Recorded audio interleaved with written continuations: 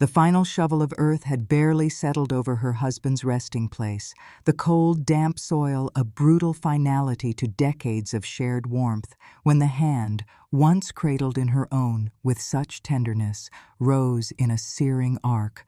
The slap echoed not just across her cheek, leaving a crimson sting that blossomed like a bruise, but reverberated through the hollow chambers of her soul, across 50 years of unspoken sacrifice. The sound, a sharp, concussive crack in the hushed aftermath of the graveside ceremony, seemed to suck the very air from her lungs. "This isn't your home anymore," her son Mark sneered, his voice a venomous whisper that barely carried beyond the three of them standing on the manicured lawn of their sprawling estate. His eyes that once held childlike adoration and absolute trust, now cold and distant, utterly devoid of recognition, utterly devoid of humanity. "Get out." The words, razor-sharp, sliced through the thin veneer of composure she had meticulously maintained through the grueling funeral, through the past few agonizing years of silently watching her beloved John wither away from an insidious illness. His final breath had been a whisper of her name, a fragile sigh that left her anchorless, adrift in a world suddenly devoid of his steady presence. And now, this. Betrayal, raw and agonizing, surged through her, a bitter tide threatening to drown the last vestiges of her strength. She felt it, a visceral clenching in her gut, a burning behind her eyes that refused to spill tears. She had poured her very essence into this family, into this boy, nurturing him, supporting him through countless childhood scrapes, through rebellious teenage years, through college tuition and job searches, building him up, sacrificing her own dreams, her own comfort, asking for nothing in return but the quiet acknowledgement of her love, a reciprocal warmth she now realized had never truly existed. But gratitude, it seemed, was a currency long devalued, if it had ever held any worth at all in their eyes. His wife Stella, a woman whose delicate features and perfectly coiffed blonde hair belied a core of granite and a calculating mind, watched from the doorway of the grand house, a ghost of a smile, cold and triumphant, playing on her carefully painted lips. From the moment Stella had walked through the threshold of what was her home, the home she and John had built from the ground up, brick by painstaking brick, Stella had systematically, relentlessly, claimed ownership of every space, every memory, every cherished artifact. She had subtly, then overtly, relegated the narrator to a mere phantom, a temporary guest, an inconvenient shadow in her own life, in her own sanctuary. The very air in the hallway crackled with an unspoken triumph, an electric current of malevolence that left her reeling, yet oddly awakened. A flicker of something deep within her ignited, a chilling calm, born not of resignation but of an ancient simmering resilience, descended upon her. It was the quietude of a predator, long dormant, now stirring. The world, so recently a blur of grief and shock, sharpened into an almost painful clarity. Every object, every scent, every sound in that house she had called home for decades, registered with a newfound intensity. The scent of stale potpourri Stella insisted on, cloying and artificial. The faint echo of John's laughter from a distant memory, now just a whisper. Without a word, without a tremor in her hands that still tingled from the impact, she walked past them, past the son who had just struck her, past the daughter-in-law whose gaze held a victorious gleam, and up the familiar stairs that now felt alien, each creaking step a betrayal of its own, a mournful lament for what once was. Her bedroom, once a haven of shared dreams and intimate whispers, felt like a museum of a life that no longer belonged to her, dusty with the ghosts of happiness. A small, well-worn suitcase was pulled from the back of the closet, its faded leather a testament to travels long past, to adventures she and John had promised themselves more of. She packed with an almost surgical precision, her movements economical, devoid of overt emotion. A few changes of clothes, practical and unassuming, chosen for their anonymity. her worn leather-bound journal filled with private thoughts and observations, a cherished, sepia-toned photograph of John, young and vibrant, his arms slung around her, both smiling into a future they had painstakingly built, a future that now seemed a cruel mirage. And perhaps, though she wouldn't admit it, the last vestiges of her broken heart, carefully tucked away where no one else could see, hoping the darkness of the suitcase would conceal its fragile vulnerability. The only thing she intentionally left behind were the stack of meticulously organized mortgage documents neatly placed on the polished mahogany table in the living room. A silent, potent declaration that she refused to utter aloud, a riddle for them to solve. And her dignity, which, though wounded and bruised, remained defiantly intact, a beacon in the encroaching darkness. It was a dignity built on years of quiet strength, of enduring hardship, of living with integrity. The night swallowed her whole, a merciful, inky blackness that promised anonymity, promised oblivion. She drove without conscious thought, the hum of the old sedan John had insisted she keep a comforting drone against the pounding in her head, the chill seeping into her bones, until the flickering neon sign of a nameless motel appeared through the rain-streaked windshield. It was a place of transient souls, of fleeting stops, and in that moment, it was her sanctuary, a sterile, anonymous box that offered a momentary reprieve from the crushing weight of her reality. The air inside was thick with the scent of disinfectant and stale cigarette smoke, but to her it was the sweet perfume of freedom. The kind-faced receptionist, a woman whose weary eyes seemed to have witnessed countless silent tragedies, whose own life seemed etched with unseen struggles, offered a sympathetic gaze, a soft, murmured, "Are you all right, dear?" The words were simple, yet they carried a depth of genuine concern that almost broke the dam holding back her tears. But the silent, profound grief etched on the woman's face, the quiet dignity in her solitude, the almost imperceptible tremor in her hands as she signed the ledger with a steady hand, spoke volumes far beyond any words she could utter.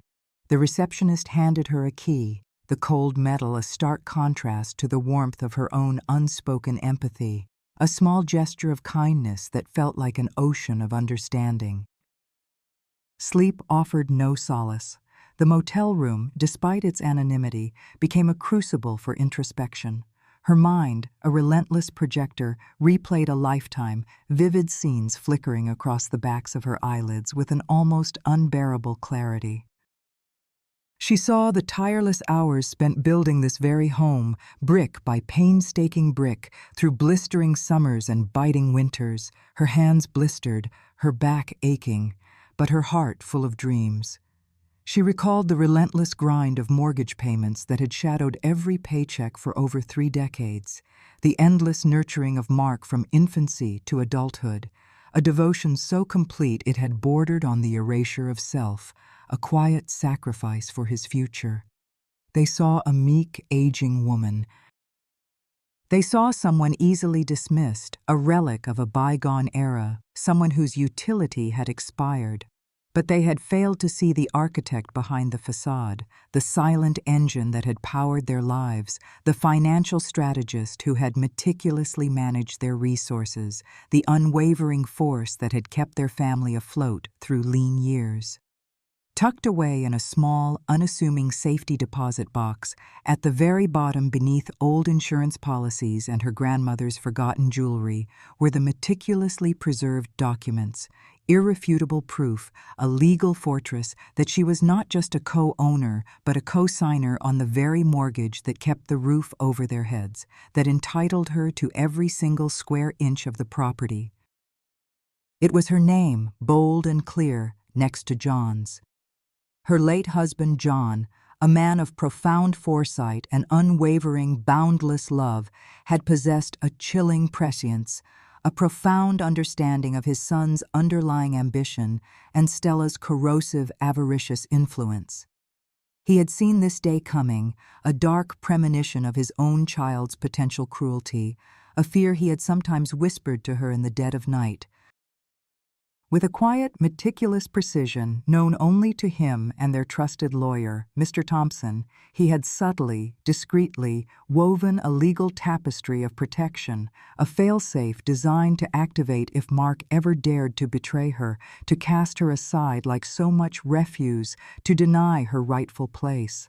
John had understood the true nature of their son, a cold pragmatism hidden beneath a veneer of charm, a lesson she was now learning firsthand, in the most brutal and unforgiving way imaginable. The first rays of dawn, filtering weakly through the motel room's flimsy curtains, painting the worn carpet in stripes of pale yellow, brought not despair, but a quiet, formidable resolve. It was the calm before the storm, a chilling stillness that belied the earthquake about to unfold beneath their feet.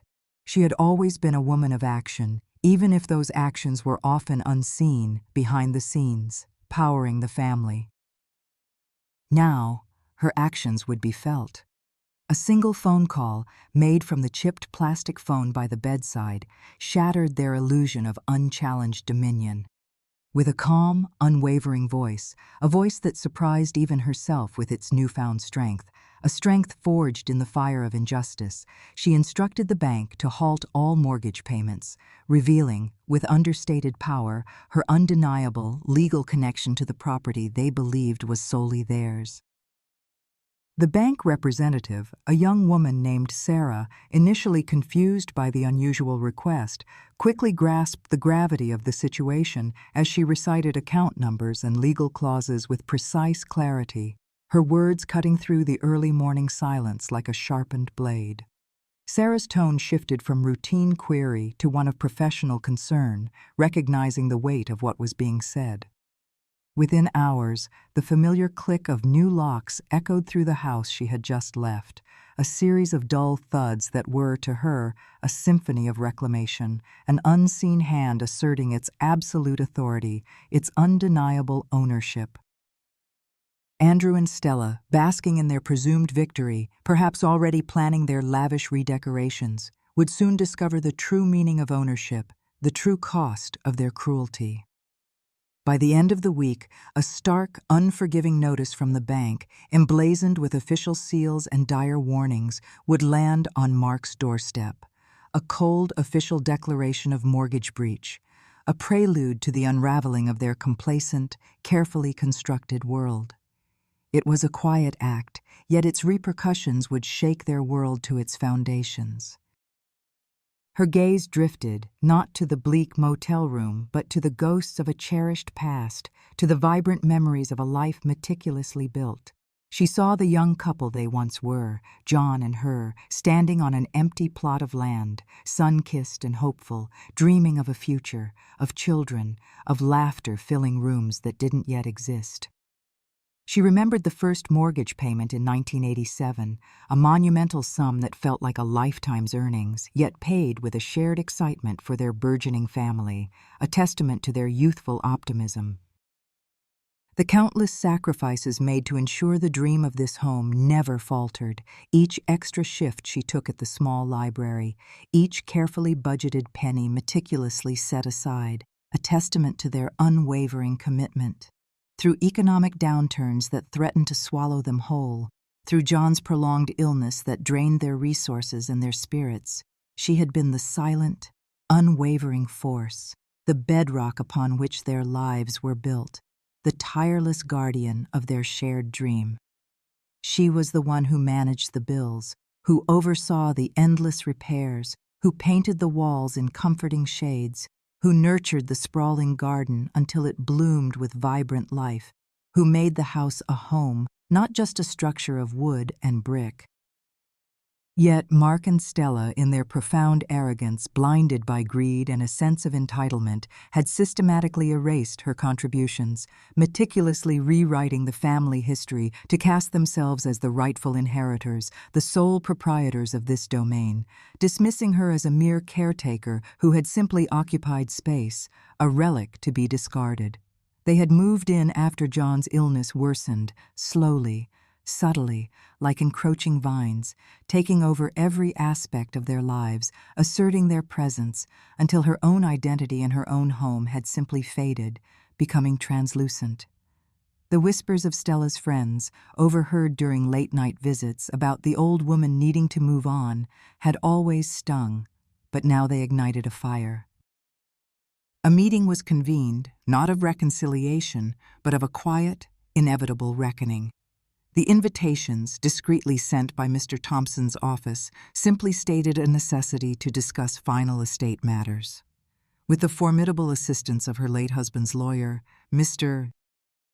Thompson, a man whose stern demeanor hid a sharp mind, decades of legal wisdom, and a deep loyalty to his longtime client, John, she initiated the activation of a critical legal clause, a hidden weapon within the will that John had meticulously updated just months before his passing.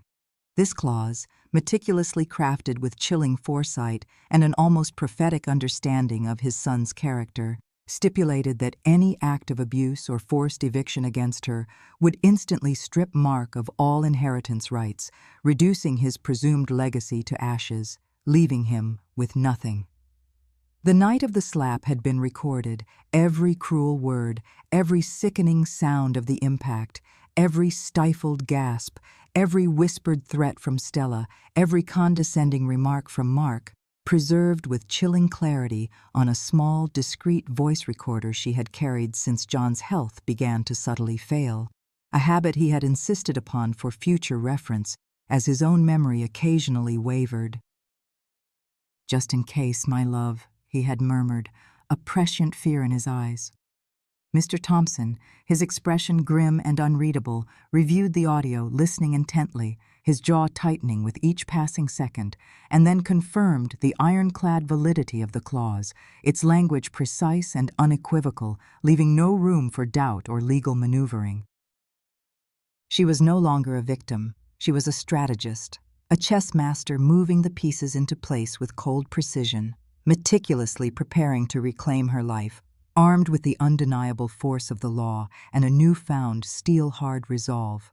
The raw pain of the betrayal had sharpened her mind, stripped away the last layers of her quiet acquiescence, revealing the formidable woman who had always existed beneath the surface, waiting for her moment to emerge. The family gathered, a tense silence hanging heavy in the opulent inherited living room, the grand chandelier sparkling overhead, a stark contrast to the darkness about to be unveiled.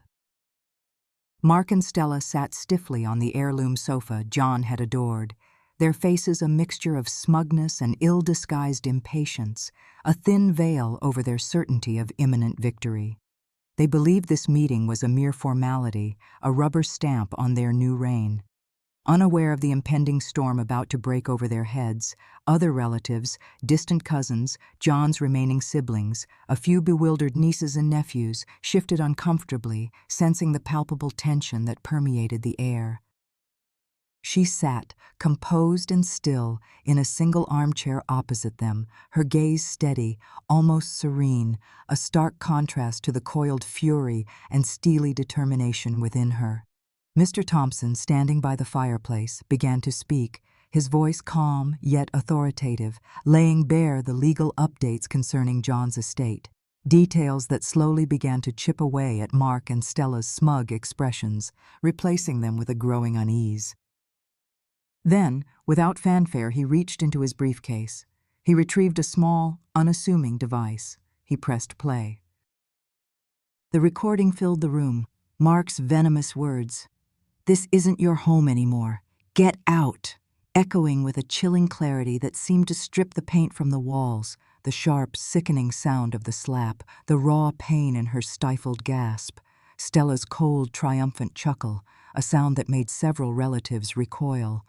The audio, a brutal, unvarnished truth, pierced the silence, exposing the ugliness they had so carelessly unleashed, the cruelty they had reveled in behind closed doors. As the audio faded, leaving an almost tangible void, a suffocating silence, Mr. Thompson's voice cut through the stillness, cool and precise as he revealed the devastating legal clause, its implications sinking in with a horrifying, palpable finality.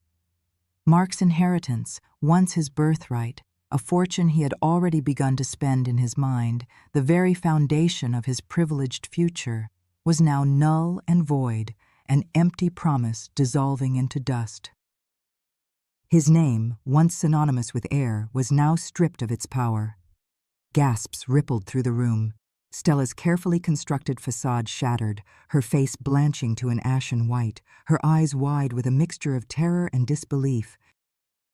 Mark's jaw went slack, his eyes wide with a dawning horror, a realization that his world had just irrevocably crumbled. He looked at his mother, then at Stella, then back at his mother, a silent plea in his eyes that she refused to acknowledge. The narrator's silence, now imbued with the crushing weight of revelation, thundered louder than any accusation, any protest she could have ever uttered.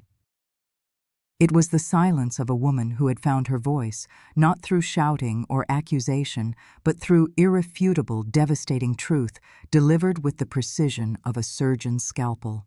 Reality, a brutal, unforgiving wave, crashed down on Mark. The arrogant swagger, the entitled posture drained from his face, replaced by a desperate, panicked plea that seemed to age him 20 years in an instant. He lunged forward from the sofa, then hesitated, his eyes darting frantically between his mother and Mr. Thompson, searching for an escape, a loophole, any sign of weakness. "Mom," he choked out, his voice hoarse, raw with terror. "Mom, please." I didn't mean it. It was just the stress, the funeral, the grief. You know how I get. Please, forgive me. Please, just reinstate the mortgage payments. Let me take over. I can make it right, I swear. We can live here together, like a family. I'll change, I promise. His words were a torrent of desperate promises, of pleas for a mercy he had shown none, a frantic attempt to repair the irreparable. He was no longer the arrogant, entitled son, but a terrified boy facing the complete demolition of his imagined future, a future built on stolen inheritance. Stella, beside him, remained frozen, her eyes wide, staring blankly ahead, her carefully crafted world dissolving around her. Her voice, when it finally came, was steady, devoid of anger, devoid of hatred, yet firm as granite, utterly unyielding. "I forgive you, Mark," she said, her eyes unwavering, holding his gaze until he flinched, unable to meet the clarity in her gaze. "But I will not fix this for you." The simple, declarative sentence hung in the air, a final, unshakable boundary, a chasm she refused to bridge. There was no anger, no vindictiveness in her tone, only an absolute clarity, a profound sense of self-possession she had never fully realized she possessed. She acknowledged, not just to him but to herself, to every corner of her being, that she was no longer the silent woman who had been invisible in her own life, whose needs and sacrifices had been systematically overlooked and erased. That woman was gone, replaced by someone forged in the crucible of betrayal, tempered by her own quiet strength, ready to claim her own destiny. The house, once a symbol of their shared life, then of their profound betrayal, was now sold. The meticulous legal process, overseen with quiet efficiency by Mr. Thompson, ensured a clean, swift transaction, devoid of further emotional theatrics. The substantial proceeds, far from lining her own pockets or being hoarded for personal comfort, were channeled directly to the Elder Protection Foundation, a testament to her liberation, a concrete act of altruism that transcended personal pain, transforming her loss into a legacy of hope for others. It was a final, emphatic statement that her life was not about accumulation, but about meaning, about justice, about empowering the vulnerable. She walked away, not in defeat, not with bitterness clinging to her soul, but in quiet triumph, leaving behind the suffocating pain of being erased, of being dismissed, of being brutalized by her own son and his calculating wife. Her journey, a deliberate pilgrimage of healing and rediscovery, led her thousands of miles away to a small secluded cabin nestled by a pristine, crystalline lake in the heart of Alaska. Here, amidst the vast, untamed wilderness, where the air was crisp with the scent of pine and wild berries, and the silence was broken only by the mournful call of loons, the distant howl of wolves, or the gentle lapping of water against the shore, she found a profound and unexpected peace. It was a freedom from the emotional turmoil, from the insidious control, from the suffocating expectations of a past that had almost consumed her, a past now safely, irrevocably behind her. In her new home, a sanctuary built of rough-hewn timber and panoramic windows gazing out onto the shimmering lake, reflecting the majestic mountains that cradled it, she awoke each morning not with the familiar ache of sorrow or the phantom sting of a slap, but with a burgeoning sense of boundless freedom and renewed purpose. The cold Alaskan air, crisp and clean, filled her lungs, invigorating her. Solitude, once a feared companion that had whispered loneliness in her ear, became a source of profound connection, a communion with nature, with the deepest, truest parts of herself she had long neglected.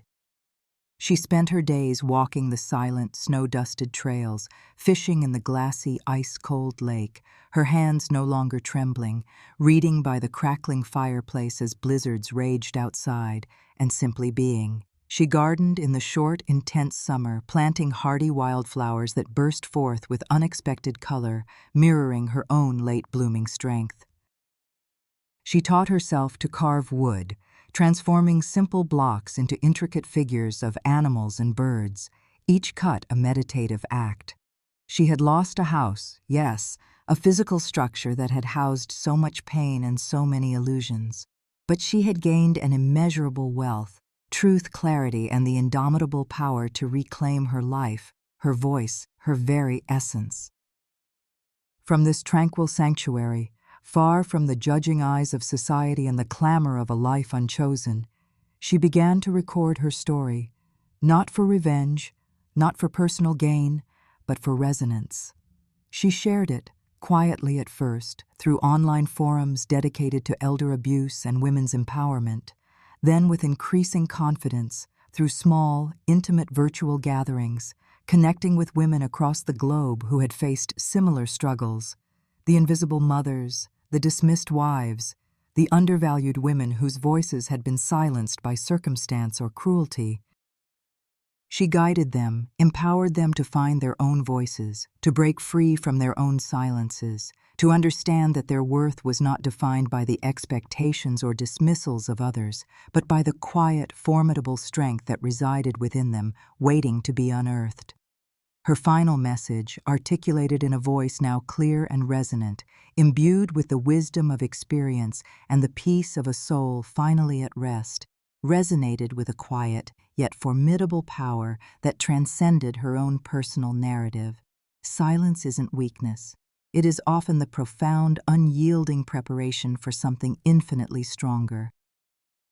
It is the time when seeds of resilience take root, when clarity emerges from chaos, and when the quiet strength of the spirit gathers its formidable, undeniable power. She extended an invitation, a beacon of hope to all who would listen, her words echoing across digital spaces, reaching hearts far and wide, touching lives she would never personally meet. Find your voice. Your story matters. You are not alone. It was a testament to the enduring human spirit, a promise that even in the deepest betrayal, the quiet strength of a woman's heart could not only survive but thrive, becoming a guiding light for others. Her journey, a solitary path from a shattered past to a peaceful present, transformed by an act of ultimate self-reclamation, became a universal anthem of resilience, a quiet revolution of the soul.